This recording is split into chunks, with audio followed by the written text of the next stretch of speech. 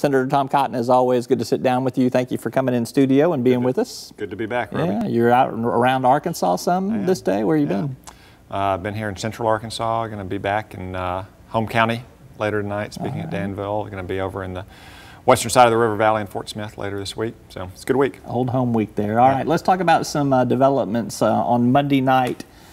President Donald Trump outlines a policy on Afghanistan. It had some similarities to what we have seen over the last 16 years from Presidents Bush, President Obama. You say you agree with the approach. You put out a pretty strong statement of support on this.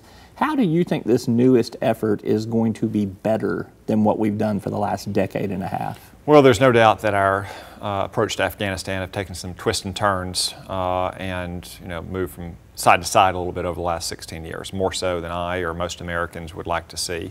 But that's been especially the case over the last 4 or 5 years. President Obama added more troops early in his tenure, but he announced their withdrawal in advance, which meant the bad guys just had to wait us out. And there was always, throughout the end of his administration, the risk that we're going to pull out completely. And one thing in my conversations with the president that I stressed and that he understood is that we cannot allow to happen in Afghanistan in 2017 what happened in Mosul, Iraq in 2014. Pull out, leave a vacuum in the Islamic State or Al-Qaeda take over. Right.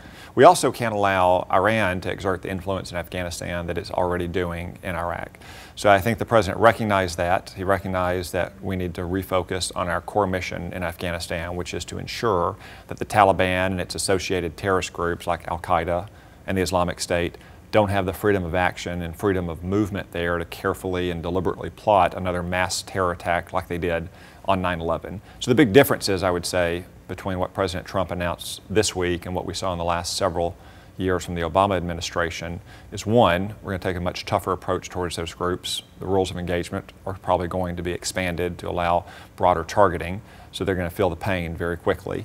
Two, we're going to look at a regional approach where we put more pressure on the Pakistani government that is going to have to start working more carefully with us to try to root out these terrorist organizations that are in the Afghan-Pakistan border areas. And three, we're not announcing our withdrawal. We're not saying that we're going to set arbitrary numbers on troop levels. We're going to say that conditions on the ground and that core mission is going to drive the resources and the troops we commit to Afghanistan and the time we're there. Do you think we are in Afghanistan permanently? And by that I mean over the long run. You look at the U.S. post-World War II in Germany and South Korea, Turkey, different places around the world.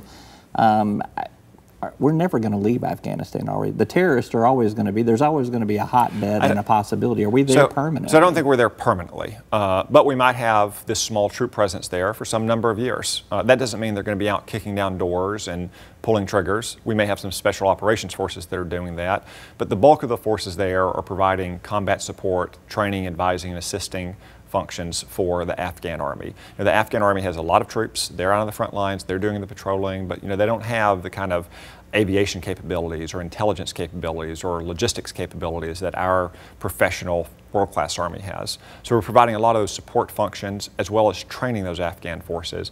The goal there is to build the capacity and the capabilities that they need to be able to police their own territory and to work together with some of the tribal leaders in the outlying areas of Afghanistan to accomplish what our core mission is, which is denying the Taliban and Al-Qaeda and ISIS the safe haven they need to launch attacks against the United States. So worry you there's not enough positions in place at the State Department and potentially at the other levels of federal government to implement this from not just a military perspective, but from all the other perspectives that need to be there? Well, the State Department plays an important role in Afghanistan. We had State Department representatives on my reconstruction team in Afghanistan when I was there in 2008 and 2009.